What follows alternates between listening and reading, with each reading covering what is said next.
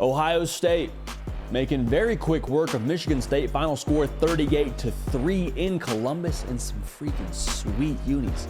There were mixed opinions on these unis, actually, the grays, that is. I thought they were awesome. Nick Brake thought they were awesome. Curious to hear y'all's thoughts.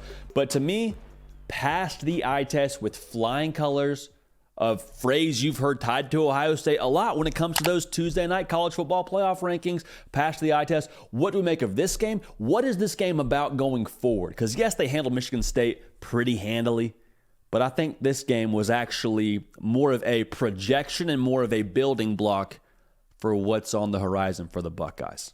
So we'll break that down right now. Make sure you're subscribed to Ohio State fans. Had a lot of y'all join the party recently. We're glad to have you here. We are pushing towards 200,000 subscribers, just like your Buckeyes are pushing towards another college football playoff berth, Big Ten title potentially. Heck, I don't know, college football playoff national title even. Want y'all dialed in, so make sure you're subscribed, and we appreciate y'all so much in advance for that. Also, follow me on Twitter and on Instagram at JD Piquel.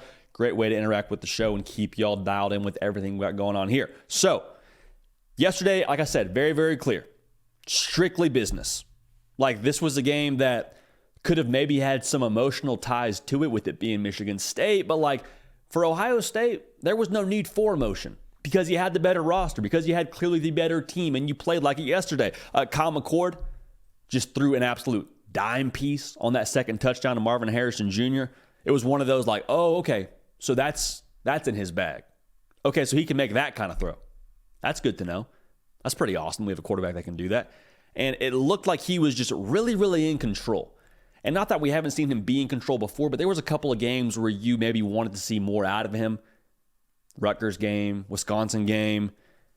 I thought it was wild how this offensive staff dialed up one-on-ones for Marvin Harrison Jr. Like, there was a couple times where you're like, why is nobody else covering 18? You go back to the scheme. You go back to how Ryan Day and Brian Hartline got in the lab and cooked something up for him. And so as a whole, like, you do what great offensive staffs do. You get your best player of the football. And we're starting to see more and more of that from Ohio State as we get further and further into the season. They've always known this, you have to imagine, but we're seeing it play out more on the field of like, hey, 18, man, nobody's better than 18 in college football, right? Like he is a one of one. So us as an offense, we got to feed 18. There cannot be a game where 18 does not have his say on the football game. Yesterday was no exception. They fed him in reverses. He had a rushing touchdown. They fed him on bubbles. They fed him on deep shots. Like, you got to be really encouraged with the volume of targets and the effort to get 18 the football yesterday if you're an Ohio State fan. So what I said at the top of this thing, satisfied the eye test in my mind. There's a lot of people now saying, well, Ohio State, they got the best resume in the country. No disputing that. Yes, I think that's still the case, even with the way that Georgia played yesterday, even with the way that Michigan played yesterday. I still think Ohio State has the best resume in the country. For me, sitting here on Sunday morning, I would be surprised if the College Football Playoff Committee somehow dropped Ohio State from number one. That's first. I don't know how you have the resume Ohio State has and then go and handle somebody by 5 touchdowns, and the committee says, actually, yeah, let's take you down a spot. Let's take you down 2 spots. That, to me, wouldn't make a lot of sense. Now, I'm not on the College Football Playoff Committee for a reason, but it is what it is. This game, to me, and every game since Penn State, I mean, you got to win it, right? Like, you got to handle business. You got to check that box. But it's all about being ready for Michigan, right? We all understand this is a collision course towards Michigan. This is the most crucial part for them to build towards that game in Ann Arbor to get to where they want to go. And I think a big part of that now, to be able to be ready for that game, is building comfort and building confidence for Kyle McCord. First-year starting quarterback. Is very much so allowed to be able to still find his footing as the guy at Ohio State. Yesterday, I think, was a very big step in doing that. 24 of 31, 335, 3 touchdowns. And it's something to do it behind closed doors. It's something to do it in practice and feel good. But it's another thing to do it out there on a Saturday against another color. And to be able to do it in a real in-game kind of scenario. That builds confidence. It builds confidence internally for Kyle McCord. I think also it gives you a really honest gauge as a staff for what you can do offensively. Like when you get to that game in Ann Arbor in the third quarter and you got to match scores with Michigan, that's not the time to figure out, hey, what do we have in number 6? Hey, can he make this throw deep? Hey, can he throw that deep back pylon, back shoulder throw to Marvin Harrison Jr.? You don't want to find out then. And so credit this staff. They did a great job, I think, revving the engine on this offense yesterday. and doing what we just said, building confidence, building comfort, and also understanding what they have under the hood in that game. And I don't think in that game against Michigan, just so we're all on the same page here, I don't think it's a thing where you need Kyle McCord to have the stat line he had yesterday. I don't think it is. I think we understand now, Ohio State, their formula has adapted, one, to their personnel, and then two, to beat Michigan.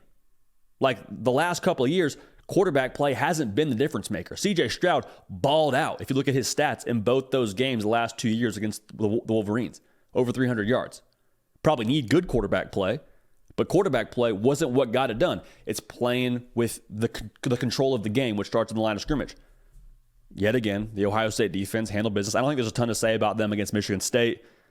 No shade on the Spartans, but it kind of is what it is right now. I think the important thing here for Kyle McCord in that game against Michigan, and this is why we go back to this game here, as he gets more comfortable, when you get to that game in Ann Arbor, two things are possible. One, you have to match scores. So you want to have your quarterback be at his absolute peak of every single attribute, confidence, comfortability in the offense, all those things we talked about before. And then also, you understand that if it's not about matching points, it could be a game control kind of game where possessions become at a premium, like we saw in that Michigan-Penn State game yesterday. So having him dialed into the nth degree, I think that's enormous, and I think we're starting to see more and more of that play itself out now within this team. Now, I want to make sure we go back to Marvin Harrison Jr. here, because the way that he played yesterday continues his Heisman campaign. He deserves to be in that top 3 conversation for the Heisman Trophy. If you have him at number 1, I'm not pushing back on that at all. Marvin Harrison Jr., just so we're all on the same page here, he can be the reason why Ohio State wins every game. He is good enough, and Ohio State's doing a good enough job to get him the football and force-feeding him opportunities to impact the game. They can win every game because of number 18. I know he's not playing quarterback. I know he's not touching the ball every single snap. But by nature of how they're involving him and the way he's impacting games at this point, if they continue that going forward, it could be a thing where that's just the ace. Like Ohio State, they got a couple games ahead of them now, whether it's the game against Michigan or the college football playoff, where the deck that they're playing with, the hands they're playing with, might be even cards. Not with Marvin Harrison Jr. When your hands are even, you play your ace. And Ohio State very, very clearly has an ace. So going forward now, ranking for Ohio State, I think they'll be number 1 yet again. But if you're not, it means nothing. It means nothing. Zilch, nada. Nothing. If they're 3, if they're 5, if they're 1. If they're 5, that would be very alarming. But regardless, we all understand what the deal is here. We understood it all the way back in July when we were talking about what these teams were going to be. Comes down to this game against Michigan. So for Ohio State, now they got a game against Minnesota, one last chance to tighten the screws in Columbus, if you will. Then it all comes down to that game in Ann Arbor for all the marbles. Likely a chance to go to the college football playoff. Pretty clearly will be a chance to go to the Big Ten title game and win a Big Ten title, which is, of course, one of their boxes they want to check. But yesterday, really solid building block in my mind to get Kyle McCord eased into sounds like the wrong word, but getting him even more dialed in and getting him as comfortable as possible. And never a bad thing whenever you can beat a team by 5 touchdowns, much less a team within the conference. So make sure you're subscribed. Make sure you're following right here to the On3 YouTube channel to stay dialed in with the show, The Hard Count. Follow me on Twitter and on Instagram at JD Patel. We appreciate y'all. We love y'all. Going to keep this party rolling now. We will see y'all next time. Hey, y'all. Thanks so much for watching. Subscribe to the channel here to make sure you don't miss an episode of The Hard Count. Also, be sure to check out other videos on the On3 YouTube channel.